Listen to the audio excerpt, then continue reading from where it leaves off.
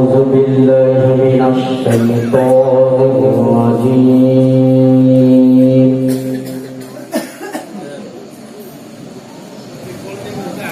بسم الله الرحمن الرحيم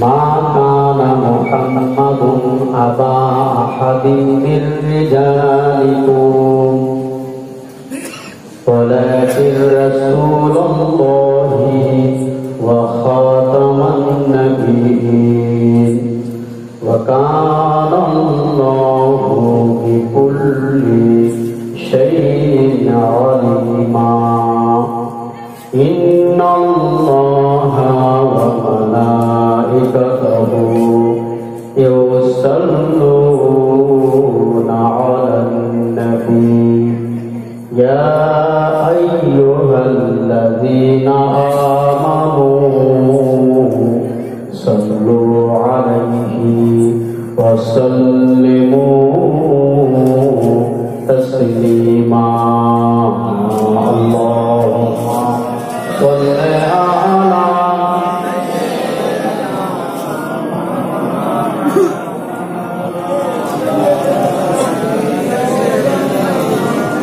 في حالة الوعد كنت روحي أرسلها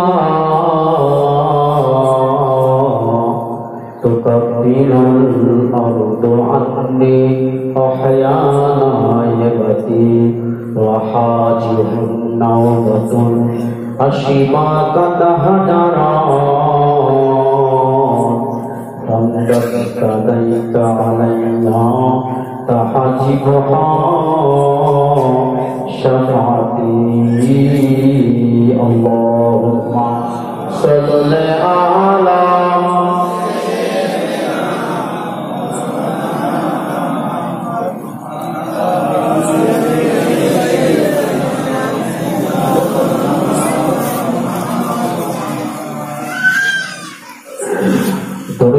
اللهم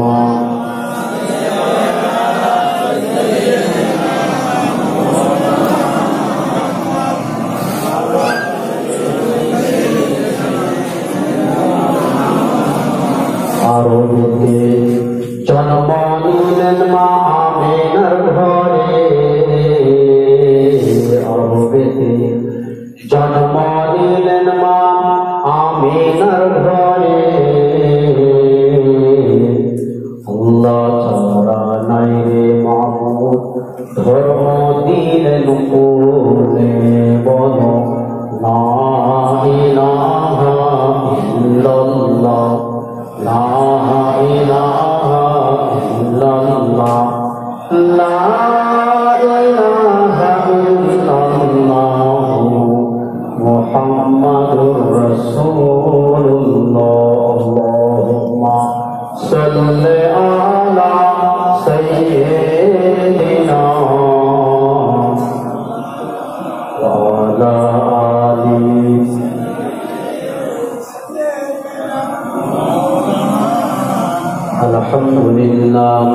الحمد لله نحمده ونستعينه ونستغفره ونؤمن به ونتوكل عليه ونعوذ بالله من شرور أنفسنا ومن سيئات أعمالنا من يهده الله فلا مضل له ومن يضلله فلا هادي له ونشهد أن لا إله إلا الله وحده لا شريك له ونشهد أن سيدنا وحبيبنا ومولانا محمدا عبده ورسوله أما بعد فقد قال الله تعالى في كلامه المجيد والفرقان الحميد أعوذ بالله من الشيطان الرجيم بسم الله الرحمن الرحيم كل نفس ذائقة الموت قال النبي صلى الله تعالى عليه وسلم عن أبي هريرة رضي الله تعالى عنه قال قال رسول الله صلى الله تعالى عليه وسلم زوروا القبور فإنه تذكر الموت قال الله تعالى في كلامه المجيد والفرقان الحميد ختم الله على قلوبهم وعلى سمعهم وعلى أبصارهم غشاوة ولهم عذاب عظيم শ্রদ্ধা সম্মানীয় সুদূর মেদিনীপুর শরীফ থেকে এসেছেন আমাদের প্রিয় ভাইজান হুজুর কেবলা এবং আমার পূর্বে আমাদের ইমাম সাহেব ভাই আহমদুল্লাহ চাচাজান ওয়াজ নসিহত করেছে। এই মাহফিলে বসে আছেন আমার মুরব্বী চাচা জানেরা, জওয়ান যুবক হাসিন নওজওয়ান ভাইয়েরা, পর্দায় উপস্থিত আম্মা জানেরা, মায়েরা ও বোনেরা, সকলকে আমি আমার অন্তরের থেকে মুবারকবাদ আর একবার সালাম পেশ করি। আসসালামু আলাইকুম রাহমাতুল্লাহি ওয়া বারাকাতুহু। যাক, একেবারে ভূমিকায় দিকে যাচ্ছে না, সংক্ষেপে দু চার কথা আলোচনা করব। কিছু মাসলা মাসাইল নিয়ে আলোচনা দরকার আছে, যে মাসলাগুলো আমাদের পূর্বপুরুষরা পর্যন্ত মানে ইসলামের রেওয়াজ অনুযায়ী চালিয়ে যাচ্ছে, এখনো ভুলের মধ্যে আমরা আছি। যেটা হাদিসে আছি, হাদিসের দিকে আমাদের লক্ষ্য নেই। আমাদের লক্ষ্য কিন্তু কোন ব্যক্তিকে দেখে লক্ষ্য হয়, উনি কি করে গেছেন সেটা করব, উনি কি করে গেছেন করব না। ব্যক্তিকে যদি দেখতেই হয় সেটা হলো কে? সেটা হবে আমার নবী। সেটা হবে কে? সেটা হবে রাসূল। নবী ছাড়া কিয়ামতের ময়দানে কোন দলিল যদি আপনি পেশ করেন, নবী ছাড়া কোন দলিল হবে না। তো আমাদের মাসলা নিতে হবে কোরআন থেকে, মাসলা ফতোয়া নিতে হবে হাদিস শরীফ থেকে। যখন হাদিস ও কোরআন থেকে যখন আপনি কোন মাসলা পাচ্ছেন না, আছে কিন্তু আপনার পক্ষে সম্ভব হচ্ছে না, তখন আপনি কি করবেন? তখন আপনি দেখবেন চার ইমামের মধ্যে ওনারা কি করে গেছেন। ইমাম নুমান বিন সাবিত অর্থাৎ ইমাম আবু হানিফা হুজুর কি করে গেছেন, ইমাম শাফি হুজুর কি বলে গেছেন, ইমাম মালিক কি বলে গেছেন, ইমাম আহমদ বিন হাম্বল কি বলে গেছেন। এই মাসলা তো বর্ণিত হয়, কিন্তু নবীকে বাদ দিয়ে নয়। নবী যদি কোনো কথা বলে থাকেন, আগে রাসূলের কথাটা প্রাধান্য দিতে হবে। নবীর কথার প্রতি গুরুত্ব যদি না দেন, বাতিল হতে হয়। অনেক কথা এরকম বলে থাকি, অনেক জায়গায় দোকানদারিতে অনেক প্রশ্ন উঠে। আমি যখন বলি বলা করেছে ছেড়ে দাও, কিন্তু আমি সামনে যখন ডাকি আসে না। কিন্তু দেখেন কিতাবে যেটা পাই সেটা বলি। অনেকে বলে এত কিছু বলে নাই কেন? আমার নজরে পড়েনি। যত আপনি পড়াশোনা করবেন তত আপনি আসল জিনিসটা পাবেন। মান জাদ্দা ফাওয়া জাদা, রাসূল বলছেন যে ব্যক্তি চেষ্টা করে আল্লাহ তাকে মিলিয়ে দেয়। বলে বলুন সুবহানাল্লাহ। কয়েকটি প্রশ্ন আপনাদের কাছে আছে, যদি প্রশ্নের জবাবগুলো শুনতে চান তবে উত্তর দেবো, যদি বলেন না তাহলে আমি ওয়াজের সাবজেক্টটা চেঞ্জ করব। প্রথম নম্বর প্রশ্ন, শুধু আমাদের পাহাড়পুর নয়, নতুন গ্রাম নয়, 7 গ্রাম নয়, বাঁকুড়া ডিস্ট্রিক্ট নয়, সারা ভারতবর্ষের কথা বলছি আমি। অন্যান্য দেশ আলাদা। দেখবেন আমাদের যখন মাইয়ের যখন মারা যায়, তখন মাইয়ের সেই কবরের মধ্যে আমরা চিৎ করে শোয়াই। কথা ঠিক না বল? চিৎ করে শুয়ে আর মুখটা কাবা দিকে ঘুরিয়ে দিই। বলুন এটা কি সুন্নাত? আমি জানতে চাই আপনাদের কাছে। রাসূল পাক সাল্লাল্লাহু তাআলা আলাইহি ওয়াসাল্লাম হাদিস শরীফে বলছেন, আমার সুন্নতকে, একটা সুন্নতকে কেউ যদি চিন্তা করতে পারে 100টা শহীদের সওয়াব তার আমলনামায় লেখা হবে। নবী বলছেন, আমার সুন্নতকে কেউ যদি চিন্তা করতে পারে, ওই সুন্নতের প্রতি কেউ আমল যদি করতে পারে, কিয়ামতের ময়দানে আমি রাসূল তার হাত ধরে জান্নাতে নিয়ে যাব। জোরে বলবেন না সুবহানাল্লাহ। তাহলে সুন্নতের গুরুত্ব বেশি না রিসমে রেওয়াজের গুরুত্ব বেশি, কোনটা? আমি যেটা বলছি আপনারা রেকর্ডিং করতে পারেন, অনেক পীর সাহেব হুজুরদের কাছে ফতোয়া জানতে পারেন, কিন্তু আমি হাদিস শরীফ থেকে ফতোয়া দেব। আর আমি যেটা বলছি, যদি কেউ এটা কাটান দেয় তাকে হাদিস শরীফ থেকে দিতে হবে, কথা ঠিক না? তখন যদি বলে আমার হুজুর করে গেছেন, অমুক পীর সাহেব হুজুর বলেন, কোন ব্যক্তি দলিল নয়। তাহলে কবরের মধ্যে আমাদের মাইয়াতকে কিভাবে শোয়াবেন, এটা একটা জানার বিষয়, নাম্বার 1 প্রশ্ন।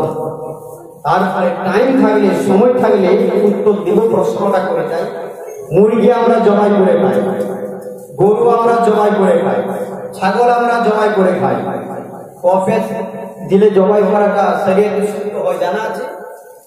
যে সে জবাই করলে হবে তো? যাকে তাকে জবাই করালে হবে? জবাই কয় পেঁচে হবে? ছুরিটা কিভাবে চলবে?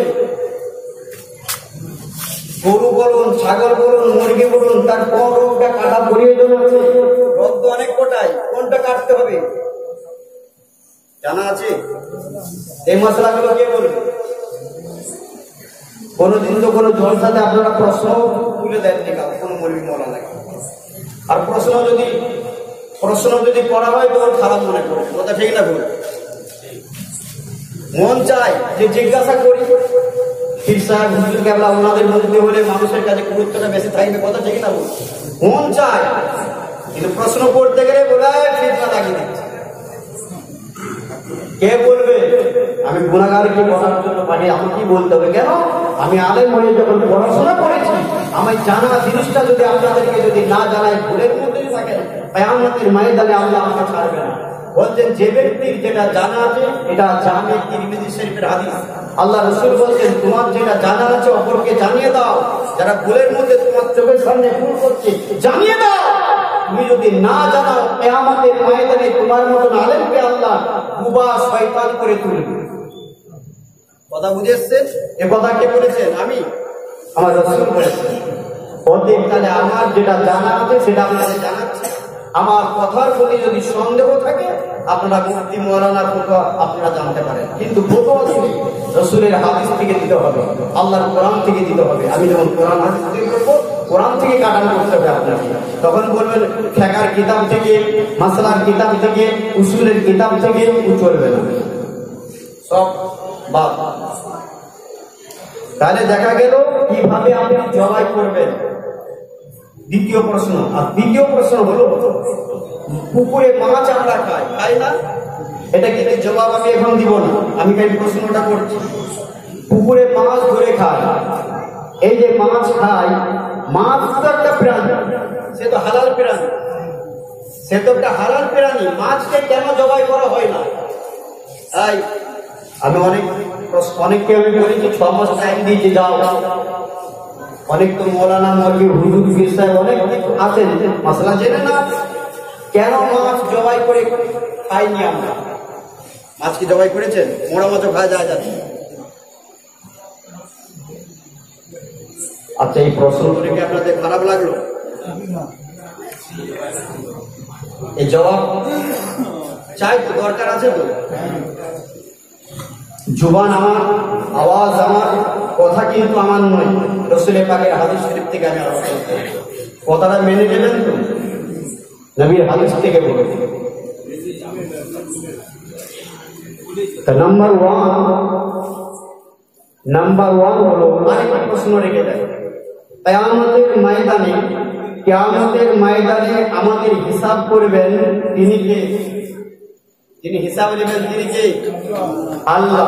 কিয়ামতের ময়দানে আল্লাহ একটা আকৃতি ধারণ করবে, আল্লাহ একটা আকার ধারণ করবে। সব থেকে বান্দার ওই দিনটাতে সব থেকে মানে উপহার হিসাবে যেটা পাবে সেটা হচ্ছে স্বচক্ষে আল্লাহকে দেখতে পাবেন। জোরে বলবেন না সুবহানাল্লাহ। আল্লাহকে দেখা দাও কিয়ামতের ময়দানে আল্লাহ দেখা দিবেন। আমার প্রশ্ন, আল্লাহ আকার ধারণ করবেন, দেখা দিবেন, এটা পাওয়া গেছে, কিন্তু আমার প্রশ্ন, আল্লাহ কি অবস্থায় দেখা দিবে? ছেলের রূপ ধরে না কোন মেয়ের রূপ ধরে দেখা দিবে? প্রশ্নটা হয়তো শুনতে খারাপ, কিন্তু আমি জানতে চাই আল্লাহ কিয়ামতের ময়দানে দেখা দিবেন, একটা আকৃতি আল্লাহ থাকবে। ওই আকৃতিটা কি ধরনের আকৃতি হবে? মুযাক্কার না মুআন্নাস, ছেলে না মেয়ে? এটা কোরআনে কারিমে আছে, এটাও আল্লাহ কোরআনে বলে দিয়েছেন। আল্লাহ কিভাবে আমি দেখা দেব?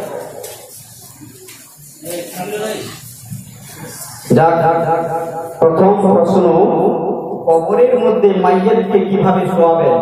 আজ থেকে আমল করবেন। বিভিন্ন জায়গায় বলেছে ওয়াজ, সেসব জায়গায় চালু হয়ে গেছে, এ ওয়াজ করেছি, অনেক ফতোয়া ফারাদ দিয়েছে, কিন্তু এই ফতোয়া কাটা যাবে না। কবরের মধ্যে কিভাবে রাখবেন সেটা হলো, যখন আমাদের মাইয়াত যখন মারা যায়, এই মারা যাওয়ার পরে ওই কবরের মধ্যে যে চিৎ করে আমরা শোয়াচ্ছি, মুখটা কাবা দিকে করছি, এটা সুন্নতের খেলাফ। আমি নাজায়েজ বলছি না, ভালো করে বুঝবেন, হারাম ফতোয়া দিচ্ছি না, সুন্নতের খেলাফ। এখন প্রশ্ন, সুন্নত কিভাবে, রাসূলুল্লাহ কিভাবে সাহাবীদের কবর দিতেন সেটা আমাদের জানা আছে। ভাইরা, আল্লাহ নবী, বিশ্ব নবী রাসূলুল্লাহ সাল্লাল্লাহু তাআলা আলাইহি ওয়াসাল্লাম তিনি পরিষ্কার জানিয়ে দিলেন, তিনি বললেন সাহাবীদেরকে, এই সাহাবীরা শোনো, এই সাহাবীরা শোনো, তোমরা যখন কোন মাইয়াতকে কবরস্থানে যখন নিয়ে যাবেন, কবর যখন দিবে, তখন মাইয়াতকে তোমরা ঠিক করে শোয়াবে না, মাইয়াতকে তোমরা কাত করে শোয়াবেন, কাত করে অর্থাৎ ডান পার্শ্ব করে তোমরা শোয়াবে, যেন অলবডি চেহারা আল্লাহর কাবা বাইতুল্লাহ দিকে হয়ে যাও। কায়েদ করে শোয়াতে হবে। কবর কয় প্রকার? এই কবর কয় ধরনের কবর হয়? হ্যাঁ, 3 ধরনের। কি কি?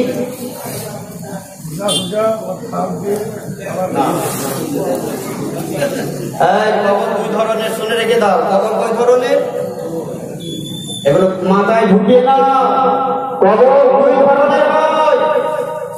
একটা কবর হলো সিন্দুক কবর, চৌকা, লম্বা করে চৌকা, সিন্দুক কবর বাক্সার মতো। আর একটা কবর হয় অগ্নি কবর। সেই কবরটা কি? কবরটা করার পর ওই পশ্চিম দিকে, যে আমাদের পশ্চিমে কাবা, পশ্চিম দিকের মাটিতে একটু খোঁড়াই গড়ি দেওয়া হয়, লাশটা যাতে ঢোকা না যায়। কথা বুঝেছে? কিন্তু কোন জায়গায় মাটি যদি ধসে যাওয়ার সম্ভাবনা থাকে, ওই কবরটা না করলেও চলবে, সিন্দুক কবর করলেই চলবে, যেমন আমার এটা চলবে। ওই কবরের মধ্যে সিন্দুক, যেটা আমরা বাক্সওয়ালা কবর যেটা করি আমরা, সিন্দুক কবর, এই কবরের মধ্যে লাশ থেকে আমরা কিভাবে শোয়াচ্ছি? আমরা চিৎ করে শোয়াই, মুখটা কাবা দিকে ঘুরিয়ে দিচ্ছি, এটাই তো হয় আমাদের। কিন্তু রাসূলুল্লাহ বলছেন এটা সুন্নতের খেলাফ, কোন সাহাবীদেরকে এইভাবে কবর দেয়। আমি বলে গেলাম, যদি কোন আলেম ওলামা, কোন মুফতি, কোন মুবাল্লিগ সাহেব, কোন পীর সাহেব, পীরজাদা, কোন ব্যক্তি যদি আপনাকে দেখিয়ে দিতে পারে একটা হাদিস থেকে সিয়াসাত্তার কোন হাদিস থেকে, বুখারী শরীফ, মুসলিম শরীফ, আবু দাউদ শরীফ, নাসাই শরীফ, তিরমিজি শরীফ, ইবনে মাজাহ শরীফ, এমনকি মিসকাতুল মাসাবি থেকে যদি কেউ দেখিয়ে দিতে পারে আমাকে, চিৎ করে কোন সাহাবীদেরকে কবর দিয়েছেন রাসূল, আল্লাহর নবী চিৎ করে শুয়ে কবর দেওয়ার কথা বলেছে, সেদিন থেকে আমি যেটা বলছি সেটা আমি আর বলবো না। কিন্তু আপনাদের হাদিস থেকে আমি দেখাচ্ছি আল্লাহ রাসূল কিভাবে দিতেন এবং দেওয়ার হুকুম দিয়েছেন আমাদের। সেটা কি? কায়েদ করে ডান পার্শ্ব করে পূর্ব দিকে যে দেওয়ালটা থাকবে কবরে, ওটা দিকে হেলিয়ে দিতে হবে, যাতে সম্পূর্ণ আমার বডি চেহারা আল্লাহর কাবা বাইতুল্লাহ দিকে হয়ে যায়। জোরে বলুন সুবহানাল্লাহ। এই দলিল কে দিচ্ছেন? এই দলিল আমি না। আমি কিতাবটা যদি না নিয়ে এসে মানুষকে বুঝাই, বলবেন নতুন কথা বলে গেল। না, নতুন নয়, পুরাতন কথা। করতে বাধ্য, মৌখিক ভাবে বললে পর আপনাদের বিশ্বাস হবে না। হাদিসটা বলছে, হাদিসটাকে রেওয়াজ করছেন জানেন? হাদিসটা যিনি রেওয়াজ করছেন তিনি হচ্ছেন শেরে হুদা মাওলা আলী। জোরে বলবেন না সুবহানাল্লাহ? এই মাওলা আলীর প্রতি কারো সন্দেহ আছে? জুবান আমার, আওয়াজ আমার। কিন্তু যে কথাটা বলেছেন ওটা আমার নয়, ওটা রেওয়াজ করছে। কথাটা হলো রাসূলের, রেওয়াজ করছে রাবি হলেন শেরে খুদা মাওলা আলী। শেরে খুদা মাওলা আলী কে জানেন? শেরে খুদা মাওলা আলী নবীর দরবারে বসে আছেন। সিদ্দিকে আকবর আবু বকর সিদ্দিক খালি আলীর দিকে এক দৃষ্টিতে তাকিয়ে আছেন। নবী জিজ্ঞাসা করছেন, এই আলী, এই আবু বকর, তুমি আলীর দিকে কেন তাকিয়ে আছো? তখন আবু বকর সিদ্দিক জবাব দিচ্ছেন, ইয়া রাসূলুল্লাহ, আপনার পাক জুবান মুবারক থেকে বলতে শুনেছি আলীর দিকে তাকানোটাও হলো ইবাদত। নবীর কাছে যদি কেউ যেতে চায়, আলীর কাছে আসতে হবে। আগে আলীর কাছে যাও, তারপর নবীর কাছে যাবেন। কেন? নবী বলছেন, আমি হলাম মদিনার ইলমের ঘর, শহর। ওই শহরে দরওয়াজা হলো কে? শেরে খুদা মাওলা আলী। একটা ঘরে প্রবেশ করতে গেলে দরওয়াজায় প্রবেশ করতে হয়। সেই দরওয়াজাটা কে? হযরত আলী। তাই বলতেন নবীকে পেতে গেলে আলীকে ধরো। আলী হলো আহলে বায়াত। জোরে বলুন সুবহানাল্লাহ। হযরত ইমাম হাসান, হযরত ইমাম হুসাইন, মা ফাতেমা জোহরা আহলে বায়াত। নবীকে দিয়ে 5 পঞ্চতনা, ওনারা হচ্ছেন জান্নাতি মানুষ। জোরে বলুন সুবহানাল্লাহ। ভাইরা, আল্লাহর নবী যখন বলছেন আমার আলী হলো, আমি রাসূল হলো ইলমের ঘর, ইলমের শহর। ওই শহরের দরওয়াজা হলো আলী। এই কথা যখন বললেন, বলার সাথে সাথে আবু জেহেল থাকতে পারল না। তখন বলে উঠলেন, না না, এটা মানা সম্ভব নয়। আলীকে এত বড় জ্ঞানী দরওয়াজা, এত বড় রসুল লক্ষ্য দিয়েছে। না না, আলীকে আমরা মানব না। তাহলে একটু আলীকে পরীক্ষা করা যাক। আবু জেহেল মানতে চাইনি আলীকে, একটু পরীক্ষা করবো। পরীক্ষা ভাইরা আমার, বাবাজিরা আমার, আলীকে পরীক্ষা করছেন। দেখুন আল্লাহ নবী যখন বলছেন আনাম মদিনাতুল ইলম আলিহু বাবুহা, আল্লাহ নবী বলছেন আমি মদিনার ইলমের শহর, আলী হচ্ছেন ওই শহরের দরওয়াজা। এই কথা যখন বললেন তখন আবু জেহেল বলছেন, না, এই কথা মানা যাবে না, যাবে না, যাবে না। একটু আলীকে পরীক্ষা করা যাক। কি পরীক্ষা করব? আবু জেহেল যখন সৈন্যদেরকে পাঠাচ্ছেন, যাও আলীর কাছে চলে যাও, আলীকে গিয়ে তুমি আলীকে গিয়ে 2টি প্রশ্ন করবে। ওই 2টি প্রশ্নের জবাব যদি আলী দিতে পারে, আলী যদি 2টি প্রশ্নের জবাব দিয়ে দেয়, আলীকে আমরা মেনে নিব। আলী যার হাতে বায়াত হয়েছেন নবী মুহাম্মদ রাসূলুল্লাহ, ওই মুহাম্মদকে আমরা নবী বলে স্বীকার করে নেব। আবু জেহেল বললেন কি, তার সৈন্যদেরকে পাঠিয়ে দিলেন। সৈন্যরা চলে যাচ্ছে। 2টি প্রশ্ন। কি প্রশ্ন ছিল?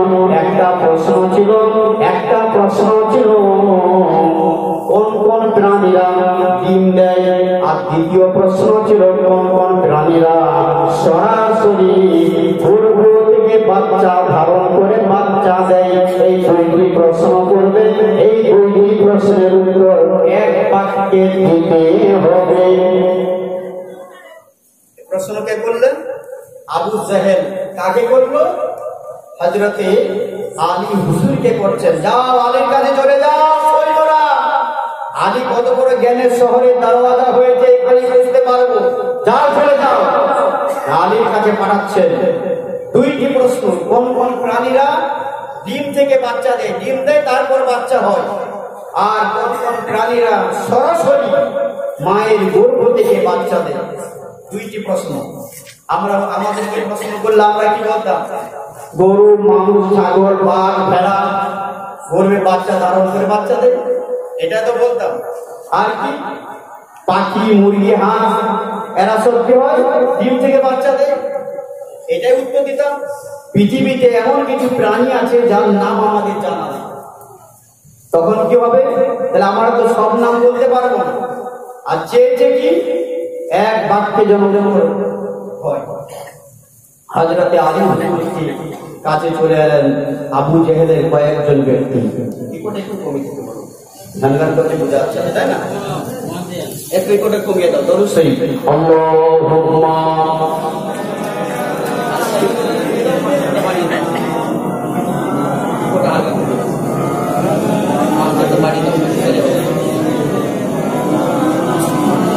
اللهم صل على وعلى آل سيدنا আবু জেহেল কিছু সৈন্যদেরকে পাঠালেন, যাও চলে যাও। সৈন্যরা চলে আসলেন কার কাছে? হযরত মাওলা আলীর কাছে চলে এলেন।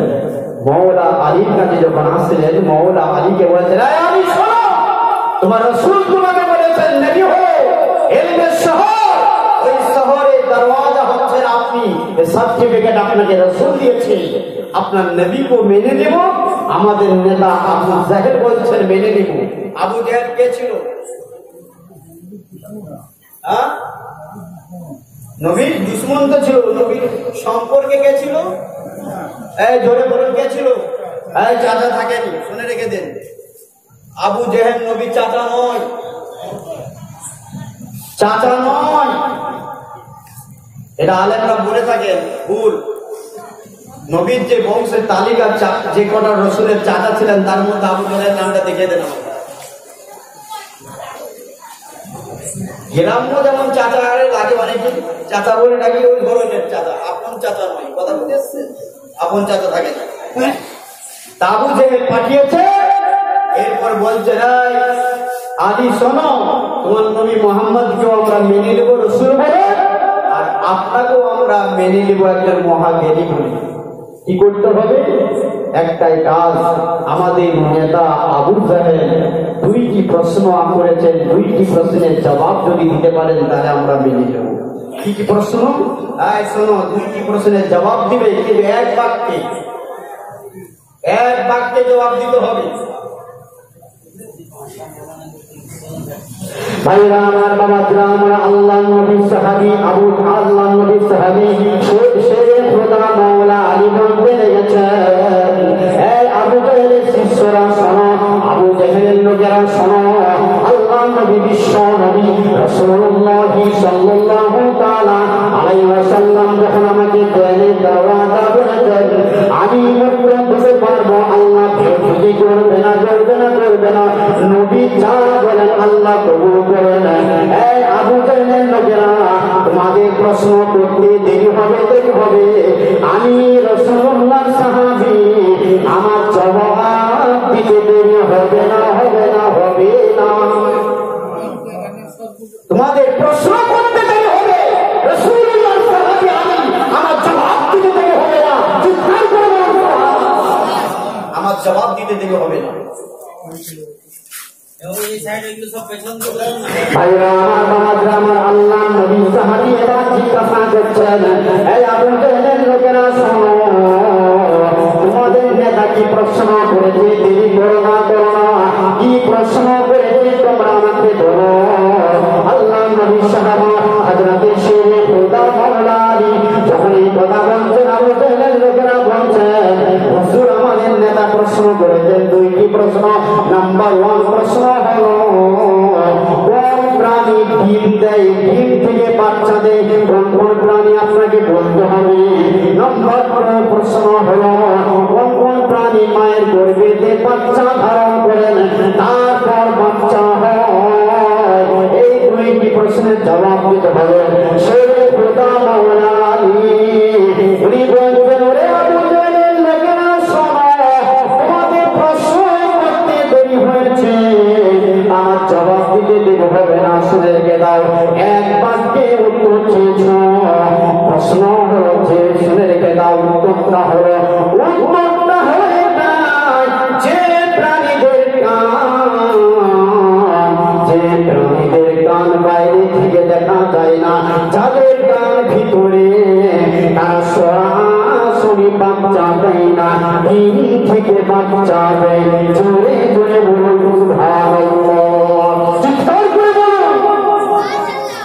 প্রাণীদের কান বাইরে থেকে দেখা যায় না, যাদের কান ভিতরে, সেই প্রাণীরা ডিম দেয়, ডিম থেকে বাচ্চা হয়।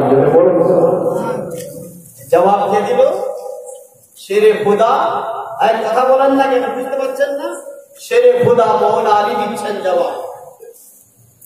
ভাইরা আমার, বাবাজিরা আমার, মৌলা আলী ভঞ্জন শুনে রেখে দাও। আবু জাহেলের লোকেরা, আবু জাহেলের লোকেরা শোনো, দ্বিতীয় প্রশ্নের জবাবটা শোনো। দ্বিতীয় প্রশ্ন তোমাদের ছিল কোন প্রাণীরা সরাসরি বাচ্চা দেয়, গরিবের মধ্যে বাচ্চা ধারণ করে বাচ্চা দেয়। দ্বিতীয় প্রশ্নের জবাবটা হলো যাদের কান বাইরে থেকে দেখা যায়, যাদের কান হলো বাইরে, ওই প্রাণীরা সরাসরি গরিবের বাচ্চা ধারণ করে বাচ্চা দেয়। জোরে জোরে বলুন সুবহানাল্লাহ। মাথায় ঢুকলো? এ জবাব কে দিলেন? শেরে খুদা মাওলা আলী। এত জ্ঞানী ব্যক্তি ছিলেন, তিনি হাদিসটা রেওয়াত করেছেন, মানবেন না? বর্ণনাকারী হচ্ছেন হযরত আলী, মানবেন না? আলী হুজুরের আর একটা কথা বলেন,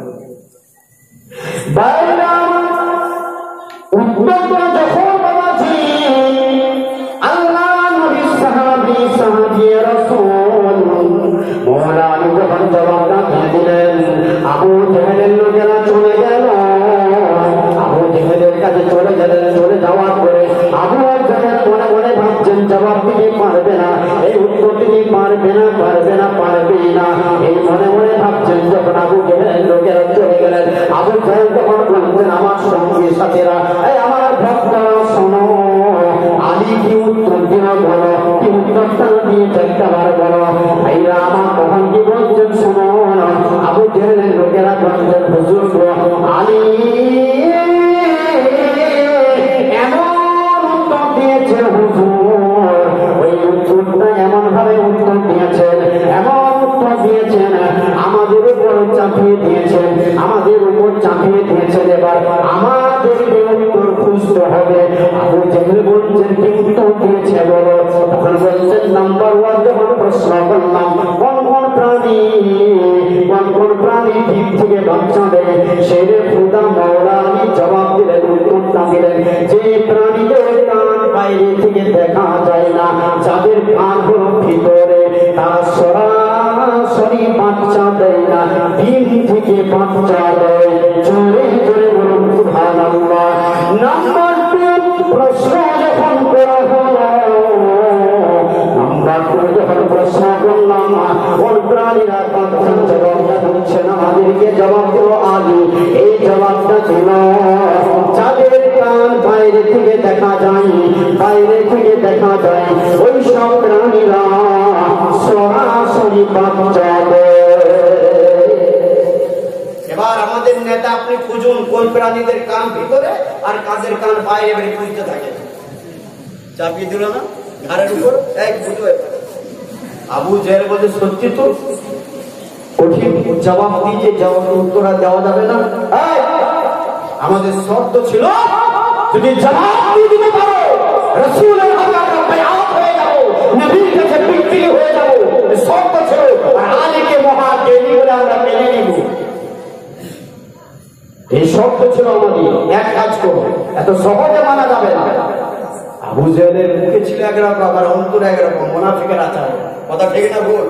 আবু জাহেল মার্কে আমরা তো অনেকে আছি, অনেক কিছু বিষয়ে কথা বলার সময় মুখে বলে অনেক কিছু, আর অন্তরে থাকে অন্যরকম। কথা ঠিক না ভুল? মুনাফিক আমাদের মধ্যে আছে। আল্লাহ নবীর সাহাবীকে আবার পরীক্ষা করবেন, আলী হুজুরকে পরীক্ষা করবেন। আবু জাহেল বলবেন যাও চলে যাও, আর একটি প্রশ্ন আছে, এই প্রশ্নের জবাব যদি দিতে পারেন আলীকে আমরা মেনে নিব, যাও চলে যাও। এই প্রশ্ন শুনুন বাবাজি। ওই সময় ওই ওয়াক্তির মধ্যে বাবার 2টি সন্তান হয়েছিল, 2জন মায়ের 2টি সন্তান হয়েছিল। একটা সন্তান হলো ছেলে আর একটা একটা সন্তান হলো মেয়ে, একজন মায়ের গর্ভে থেকে ছেলে সন্তান হলো, আর একজন মায়ের গর্ভে থেকে মেয়ে সন্তান হলো। সেই জামানায় তৎকালীন যুগে একটা নিয়ম ছিল, বাচ্চা যখন ভূমিষ্ঠ করবেন, ভূমিষ্ঠ হবে, ভূমিষ্ঠ হওয়ার পরে ওই জামানায় সন্তানদেরকে দাইমা নিয়ে যাবেন, দাইমা লালন পালন করে বড় করবেন, মানুষ করবেন, তারপরে আবার বাচ্চার মায়ের করে আবার তুলে দিবে। এটা ছিল তৎকালীন যুগের একটা সিস্টেম, নিয়ম ছিল। তখন আবু জেহেলের কাছ থেকে বাবাজি ওই দুইটি সন্তানকে দুজন দাইমা নিয়ে চলে গেল।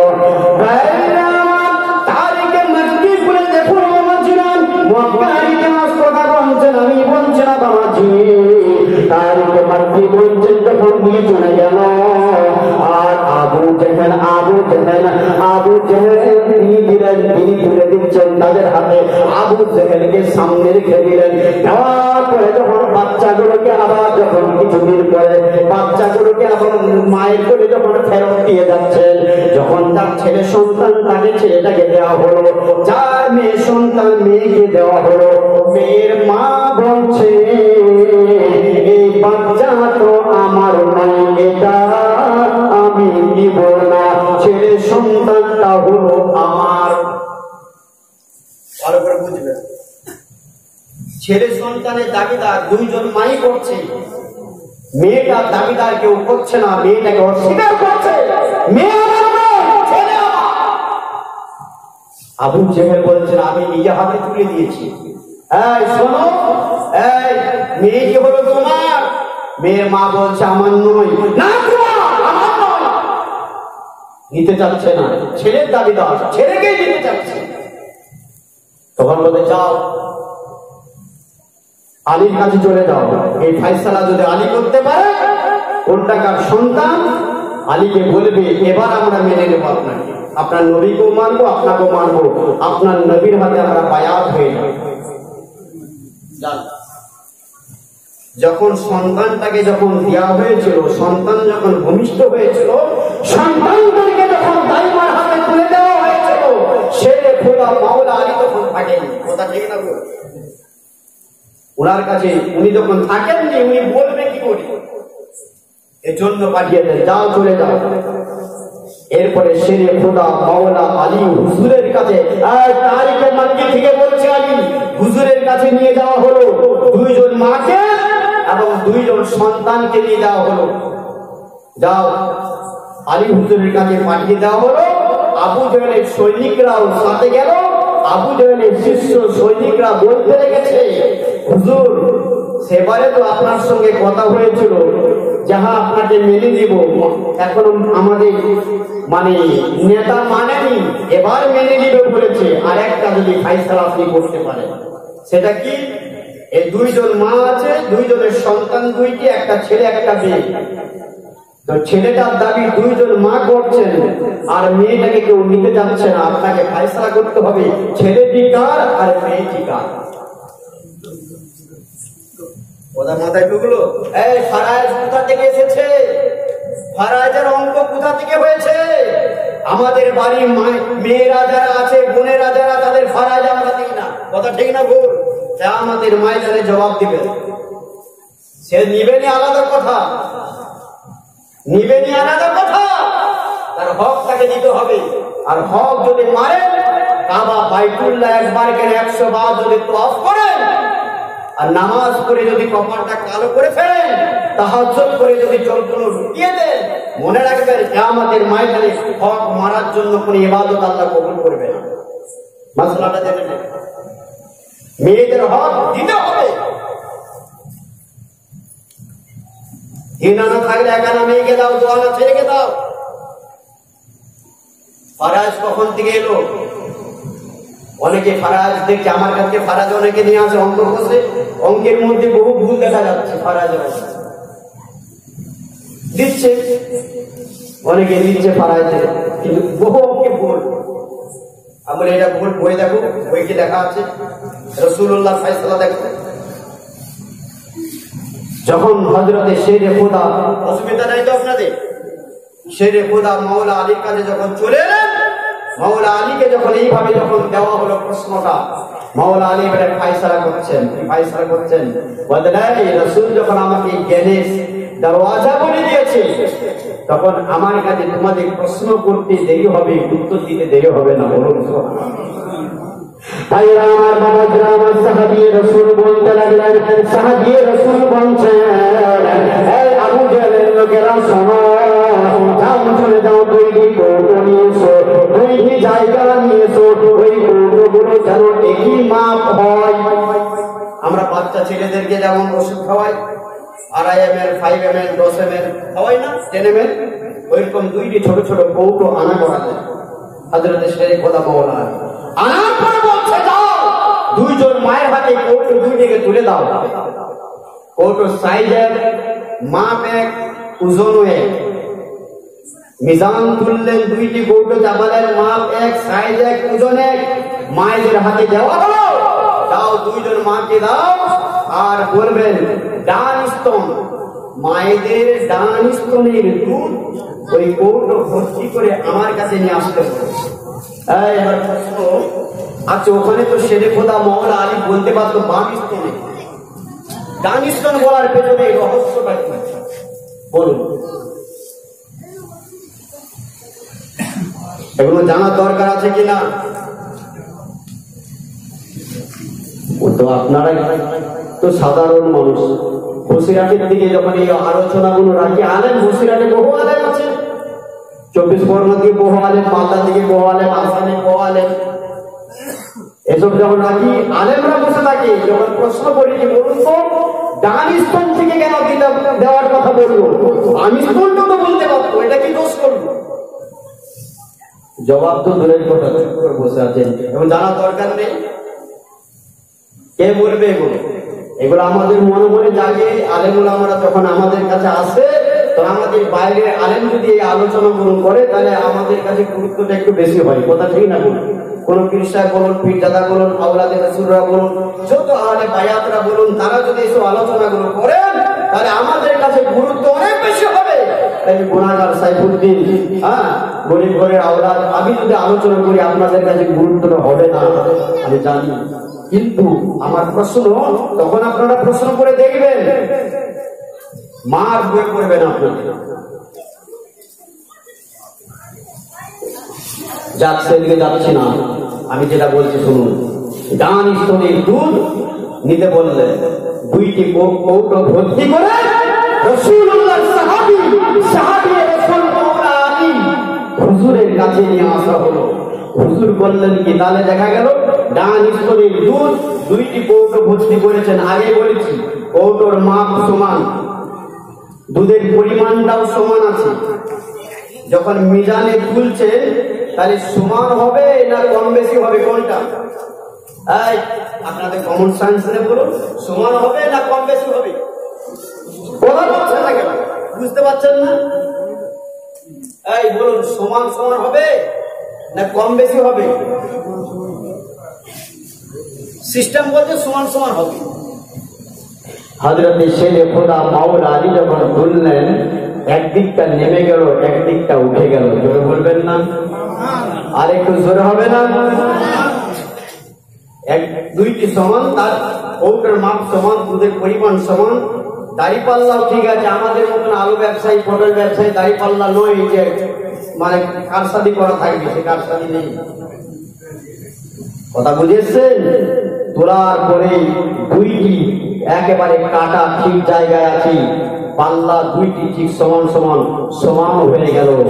এই আপনার সমান হওয়া থাকার কথা, সমান না হয়ে কাটা একদিকে হেলে গেল, একদিকে পাল্লা উঠে গেল, একদিকে পাল্লা নেমে গেল। একদিকটা ভারী, একদিকটা হালকা। জোরে বলুন সুবহানাল্লাহ। এই ভারী আর হালকা হওয়ার পেছনে কারণটা কি? অনেক মুরব্বীরা আছেন, কেন ছেলে হবে? ভারীটা কেন ছেলে হবে? ভারীটা কেন ছেলে হবে? কারণটা কি? পরিমাণ এক, মাপ এক, সবই এক, তারপরও কেন ভারী হল?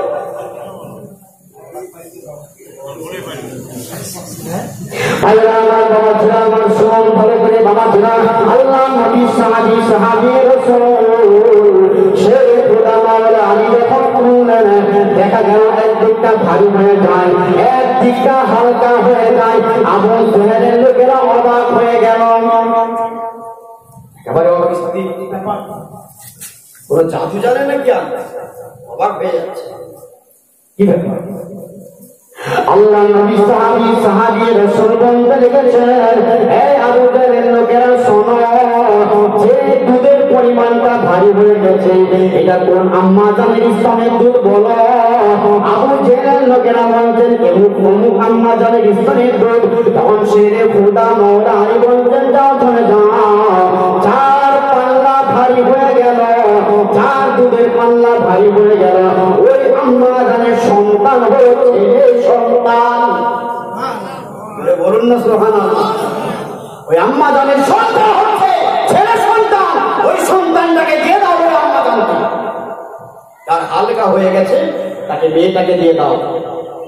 যখন দিলেন দুজনাতেই মেনে নিল। ভাইরা আমার, বাবাজরা আমার, আবু জেহেলের কাছে চলে গেল। আবু জেহেলের কাছে যখন গেলেন, দুইজন মাকে নিয়ে যাওয়া হলো। এরপরে বাবাজিরা শুনো, আবু জেহেল ঘটনাটা শুনলেন কিভাবে ফাইসালা হলো। যখন আবু জেহেলের লোকেরা ফাইসালার কথাটা করে বললেন, তখন বলতেন, এই মা শোনো, এই মা শোনো, আমি তো ছেলে সন্তানটা তোমাকে দিয়েছিলাম আর মেয়েটাও তোমাকে দিয়েছিলাম, তখন মেনে নিলে না, এখন কেন মেনে নিলে বলো? আম্মা জান বলছেন, যে মায়ের সন্তানটা মেয়ে, সে বলতেন, এই আবু জেহেল শোনো, আল্লাহ নবী সাহাবায়ে রাসূল, এই সাহাবায়ে রাসূলকে আমার আল্লাহ এত জ্ঞানী করেছেন, রাসূল তাকে জ্ঞানী দরওয়াজা বলেছেন। আল্লাহ নবী পাক সুবহান মুবারক করে যার সম্পর্কে বলেছেন, ইনি হচ্ছেন আহলে বায়াত পাক পঞ্জাতানা। তাকে এই কথা বলেছেন, তাকে বেউজুদি করতে পারি না। ওদের আলী যেভাবে করলেন, এটা কাটা সম্ভব নয়। আমি অবাক হয়ে গেলাম। আমার দুধের পরিমাণ এতটা পরিমাণে, দুই মায়ের আমাদের এক ছিল, আর মধ্যে একটা পাল্লা ভারী হয়ে গেল, একটা হালকা হয়ে গেল। আমি নিজে অবাক হয়ে গেলাম। চার দাঁড়াতে পাল্লা যদি ভারী হয়ে যায়, হালকা হয়ে যায়, ওই ব্যক্তিকে আল্লাহ সব কিছুই বুঝার ক্ষমতা দিয়েছে। ওদের এখানে কোনো আমার কার সাথে চলবে না। তাই আমি রাসূলুল্লাহ থেকে লক্ষ্য করে এক বাক্যে মেনে নিলাম।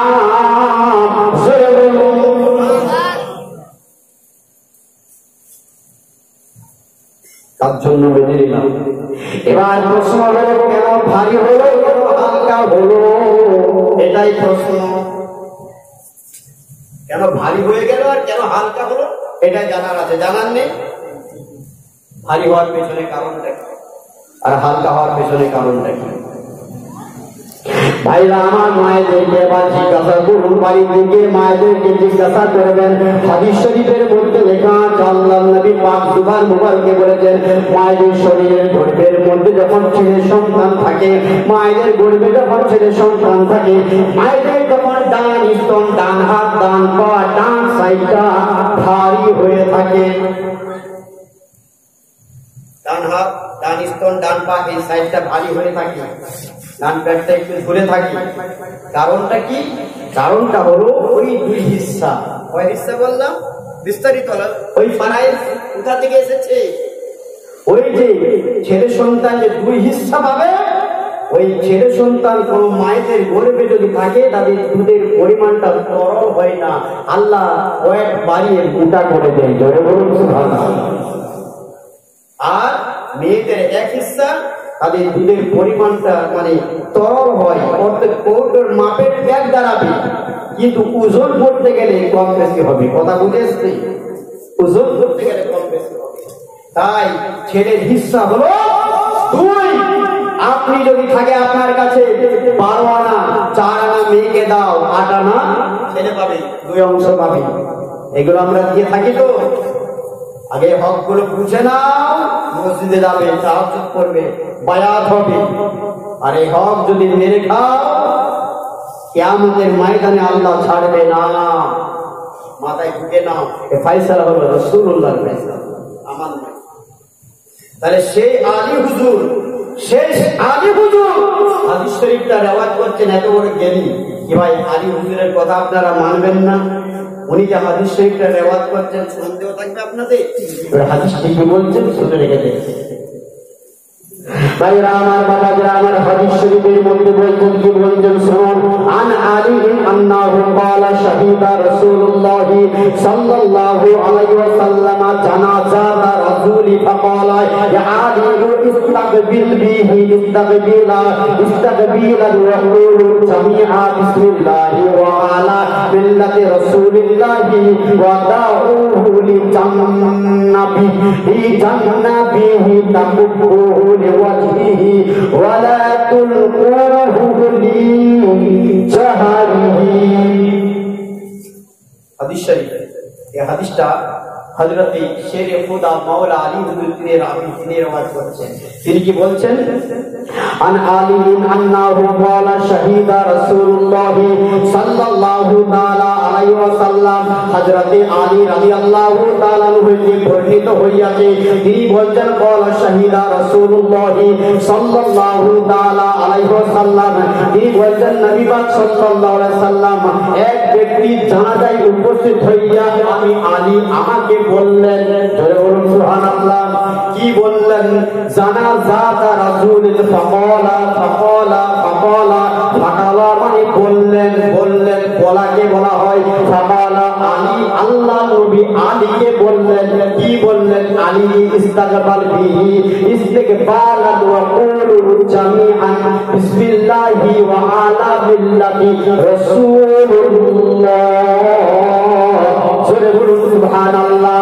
ভাইরা আমার, আলী হুজুরকে আল্লাহ নবী বলছেন, এই আলী শোনো, মুর্দাকে কিবলার দিকে ঘুরিয়ে দাও। ভালো করে বুঝুন, মুর্দাকে কিবলার দিকে ঘুরিয়ে দাও। সবাই বলো বিসমিল্লাহি আলা মিল্লাতি রাসূলুল্লাহ। সাহাবীদেরকে নবী বলা করাচ্ছেন, এই মুর্দাকে কিবলার দিকে ঘুরে দাও। সবাই বলো বিসমিল্লাহি আলা মিল্লাতি রাসূলুল্লাহ।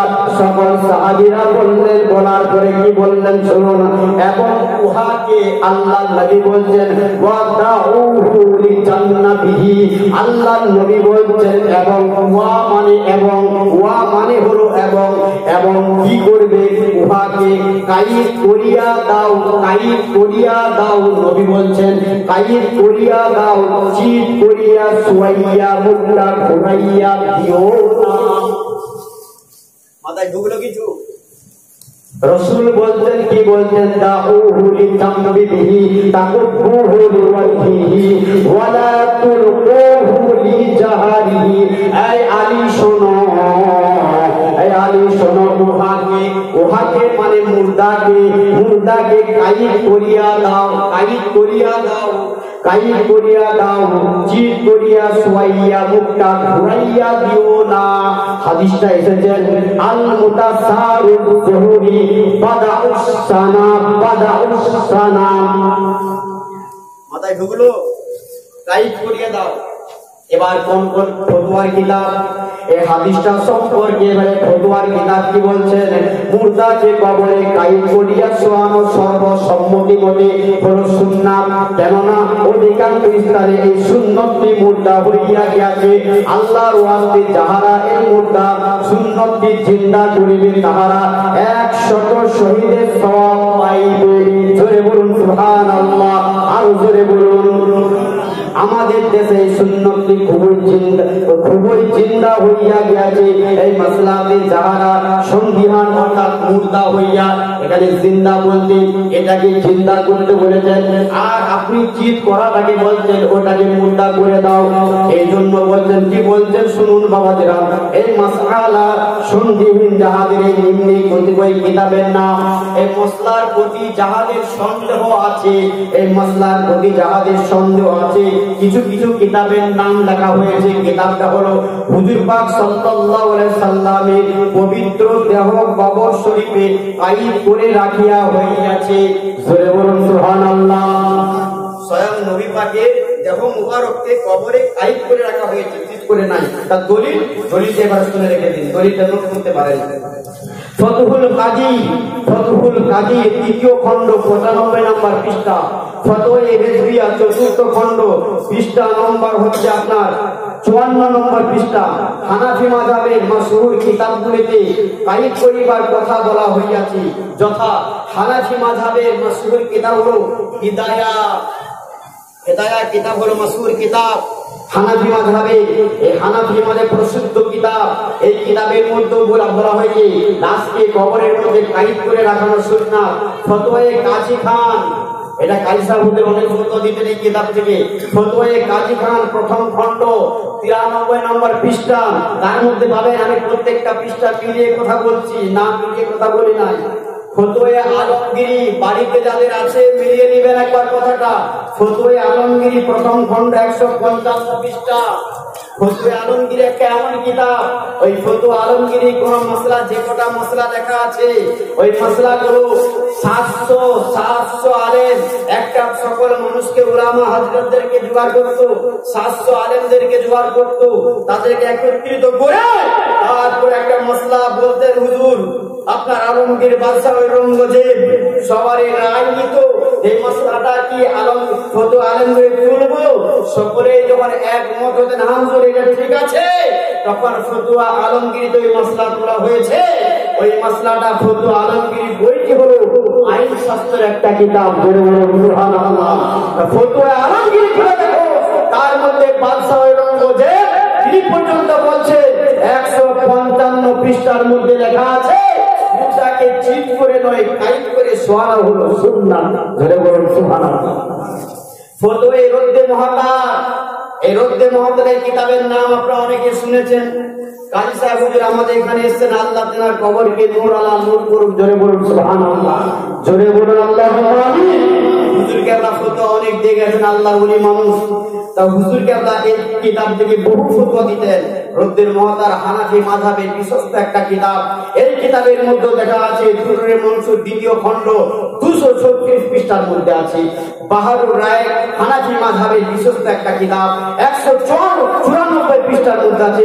কামজুদ দাকায়েত 53 পৃষ্ঠার মধ্যে আছে। এগুলো হচ্ছে আপনার বাদাউস সানায়ে প্রথম খণ্ড 319 নম্বর পৃষ্ঠার মধ্যে ফতোয়া লেখা আছে। আপনার সাফি হানাফি মাযহাব বললাম, ওটা সাফি মাযহাবে কাইদ করবার কথা বলা হয়েছে, যথা কিতাবের নাম মিনহাজুত তালিবিন, পৃষ্ঠা নম্বর হলো 28। কত নম্বর পৃষ্ঠা? মিনহাজুত তালিবিন, পৃষ্ঠা নম্বর 28। মুর্দাকে কবরে কাইদ করে রাখায়া শোয়ানোর ব্যাপারে 4 মাযহাবের ইমামগণ একমত। উলামায়ে আহলে সুন্নাত বেরেলীদের সহিত শত মাসলার মতভেদ করিল। উলামায়ে জামানীদের সঙ্গে বেরেলীদের শত মশলায় আপনার মতভেদ থাকলে এখানে কিন্তু একমত হয়েছে কোথায়? ফতোয়ায়ে রাশিদিয়া। এটা হচ্ছে রশিদ আহমদ গাঙ্গুহির লেখা। রশিদ আহমদ গাঙ্গুহি কে জানেন? ইনি তাবলীগ জামাতের একজন বড় একজন নেতা, পীর সাহেব, বড় জ্ঞানী মুহাক্কিক আলেম কাজী। তারা কি এই ফতোয়ায়ে রাশিদিয়ায় 228 পৃষ্ঠার মধ্যে এই ফতোয়াটাই লেখা আছে। কিতাবে উদ্বৃত্ত করিয়াছেন মুর্দাকে কাইদ করিয়া শোয়ানো সর্বসম্মতিক্রমে সুন্নাত। আশরাফ আলী থানভী সাহেবের বেহেশতের গাওয়ার, বেহেশতের যাওয়ার নয়, বেহেশতে গাওয়ার কোন কিতাব আছে 89 পৃষ্ঠার মধ্যে এটা লেখা আছে। লাকওয়াকুল আইয়াম 22 পৃষ্ঠার মধ্যে ফতোয়া লেখা আছে, কাইদ করিবার কথা বলিয়াছেন। অনুরূপ ফতোয়ায়ে দারুল উলুম দেওবন্দ দ্বিতীয় খণ্ড 343 পৃষ্ঠায় মুর্দাকে কবরে কাইদ করে রাখা সুন্নাত, সেই কথাটা লেখা আছে। বলবেন না সুবহানাল্লাহ? এতগুলো কিতাবের নাম, একটা হাদিস শরীফ। এবার বলবেন ওগুলো তো বললেন, একটু ফুরফুরার কিছু কিতাবের নাম বলুন। বলবেন কিনা আপনারা? যেহেতু আমরা ফুরফুরা সিলসিলা, আমাদের ফুরফুরা কিতাব ঘরে এসে বাক্সায় ভরে রাখি, পড়ি না, যোগ দিয়ে যে পড়ার জন্য পড়ি না। দাদা হুজুরের জীবনীটা তো আমরা পড়ি। দাদা হুজুরের জীবনীটার মধ্যে আমি বললে বলবেন বেরেলি হয়ে গেছে। দাদা হুজুরের জীবনীটা ভালো করে পড়ে দেখবেন, তার মধ্যে লেখা আছে প্রত্যেক ইমানদার যখন মারা যায়, ওই ইমানদারের যখন জানাজার নামাজ হয় আল্লাহর নবী হাজির থাকে। করে বলবেন না সুবহানাল্লাহ? একই সঙ্গে হাজারো হাজার জানাজার নামাজ হয়, রাসূল হাজারো হাজার মুর্দার জানাজার নামাজে শামিল থাকে। চিৎকার করে বলুন হাজির হলো কিনা? অনেকে বলে মিলাদ মাহফিলে হাজির থাকে, আমি ওটা হাজির থাকবো, চোখ নাই দেখতে পাই না। দাদা হুজুর কিতাব আমি বলছি মিলিয়ে নেবেন। আর যদি আপনাদের চোখে না পড়ে, বসিরা কি আল্লামা রুহুল আমিন হুজুর কিতাবটা লিখেছেন, আমার বাড়িতে আছে, যাবেন দেখে আঙুল দিয়ে দেখে নেবো আছে কিনা। তাহলে প্রত্যেক ইমানদারদের জানাজার নামাজে রাসূল যদি শামিল থাকতে পারে, তাহলে প্রত্যেক মাহফিলে কি ইমানদার থাকে না? এই কথা বলেন না কেন? সেখানে কি রাসূল আসতে পারেন না? বিস্তারিত আলোচনা সেদিকে যাচ্ছে না। তার পেছনে কোরআনের দলিল আছে। সূরা আহজাবের মধ্যে বলা হয়েছে কোরআনের দলিল, পারা নম্বর 21 আয়াত নম্বর 10, 9 থেকে 10 এর যে মিডিল পোস্ট আয়াতটা আছে। ভাইরা প্রশ্ন হলো এগুলো তো অনেক কিতাবের নাম বললেন, এবার আমাদের সিলসিলা মুজাদ্দিদ জামান দাদা পীর কি বলেছেন একটু দেখান। এটা পাবেন আপনি ফতোয়ে সিদ্দিকার মধ্যে পাবেন, যেটা মেজর হুজুরের অনুমতিতে সাইফুদ্দিন হুজুর কেবলা বার করেছেন, জনাব আল্লামা কুতুবউদ্দিন সিদ্দিকী হুজুর তিনি বার করেছেন, এই কিতাবের মধ্যে আছেন। কিতাবটা দেখেন, যেমন আপনাকে এখানে বলে যায়, আরেকটা কয়েকটি কিতাবের কথা বলছি আপনাকে। আহলে সুন্নাত বেরেলিদের কয়েকখানা কিতাব আবার আছে। বেরেলিদের ফতোয়ায়ে রিজভিয়া ৪র্থ খণ্ডের মধ্যে বলেছেন টাইপ করে রাখার কথা। বাহারের শরিয়ত ৪র্থ খণ্ড ১৩০ পৃষ্ঠা টাইপ করে রাখার কথা। কানুনের শরিয়ত প্রথম খণ্ড ১২৯ পৃষ্ঠা টাইপ করে কথা বলা হয়েছে ওখানে। এই কিতাবগুলো আমার বাড়িতে মাশাআল্লাহ আছে, দেখলে আপনাদের দেখাতে পারবো, অসুবিধা নাই। এবারে কয়েকখানা বাংলা পুস্তক, মানে বাংলা কিতাব, যেমন মকসুদুল মুমিনিন ১৬৯ পৃষ্ঠা খুলে দেখবেন, তার মধ্যে পেয়ে যাবেন। এবার যে কিতাবের নাম বলবো আমাদের কাছে খুবই গ্রহণযোগ্য কিতাব, ওই কিতাবের নাম হলো ফতোয়ায়ে সিদ্দিকিয়া প্রথম খণ্ড পৃষ্ঠা নম্বর ২০০। কত বললাম? মনে রেখে দাও, এখন একটু পৃষ্ঠা নম্বরটা চেঞ্জ হয়েছে, এখন ১৬০ নম্বর পৃষ্ঠায় মশলাটা পাবেন। আমি আপনি কিতাবটা দেখেছি, ওইখানে বলেছেন মুর্দাকে টাইপ করে রাখার কথা বলেছেন। ডান করটি, ডান করট মানে এই পার্টসকে বলা হয়েছে ওইভাবে রাখার কথা। এটা পাবেন আপনি ফতোয়ায়ে সিদ্দিকায় প্রথম খণ্ড পৃষ্ঠা নম্বর ২০। আগের ছাপাতে ২০ পাবেন, এখন যে কোনো বেরোচ্ছে সেটা ১৬০ নম্বর পৃষ্ঠা পাবেন। আমার বাড়িতে এই কিতাব আছে, কাউকে সন্দেহ লাগলে ইনশাআল্লাহ দেখতে পারেন, অসুবিধা নেই, আলহামদুলিল্লাহ। হ্যাঁ, তাহলে ফতোয়ার কিতাব আপনার পুরোপুরা কিতাব দুটো পাওয়া গেল কিনা? হ্যাঁ, কথা বলেন না কেন? ফতোয়ায়ে সিদ্দিকাটাই তো আপনারা পড়েননি। যাদের কাছে আছে বাড়িতে ঢুকিয়ে রেখে দিতেন, পড়ছেন না, মশলাগুলো করবেন, পেয়ে যাবেন। তাহলে এখানে ফতোয়া সিদ্দিকার মধ্যে পাওয়া গেল। আবার আপনার এখানে বলা হয়েছে, দেখেন মশলা ভান্ডার পঞ্চম খণ্ড। এই মশলা ভান্ডারটা দেখা হচ্ছে দাদা হুজুর পীর কেবলার খলিফা, তার বাড়ি হচ্ছে বাংলাদেশে, মইজুদ্দিন হামিদি নাম। উনি মশলা ভান্ডার এই বইটি লিখেছেন, কিতাব আমার বাড়িতে পাবেন। এই কিতাবের মধ্যে এই কথাই লেখা আছে, মুর্দাকে টাইপ করে রাখার কথা। আবার মোজাদ সাপ্তাহিক যে মোজাদ্দেদের পত্রিকা করা হয়, দ্বিতীয় পৃষ্ঠায় ৭ই জুন ১৯৯০ সালে বেরিয়েছিল, ওই পত্রিকার মধ্যে বলা হয়েছে পুরাপন্থীদের আমাদের কিতাব, ওর মধ্যে বলা হয়েছে মুর্দাকে কবরে টাইপ করে রাখা হলো সুন্নাত। জয় বলো সুবহানাল্লাহ। তাহলে কোরআন আমি হাদিস শরীফ থেকে হযরতে শেরে খুদা মাওলানা আলী থেকে আমি হাদিসটা পেশ করলাম, এবং বিভিন্ন আমি বেরেলিদের কিতাব থেকে আপনাকে আমি দলিল পেশ করলাম, দেওবন্দীদের কিতাব থেকে আমি দলিল পেশ করলাম, চার মাযহাবের কিতাব থেকে আমি দলিল পেশ করলাম, ফুরফুরা পন্থীদের থেকে আমি দলিল পেশ করলাম। এরপরে একটু আপনাদের সন্দেহ থাকতে পারে, একটু চিন্তা করে বলেন, সন্দেহ থাকতে পারে? যদি আপনারা চুপ থাকেন যে আমার সন্দেহ আছে, আর যদি বলেন চিৎকার করে বলেন যে আমার মাশাআল্লাহ সন্দেহ নেই, তাহলে কি আপনাদের সন্দেহ থাকতে পারে? এটা কার কথা? আমার কথা না শেরে খুদা মাওলানা আলীর কথা? শেরে খুদা মাওলানা আলী নিজের মন করার কথা বললেন, শেরে খুদা মাওলানা আলী রাসূলুল্লাহর কথা বললেন? কোনটা? জোরে বলুন না, কোনটা?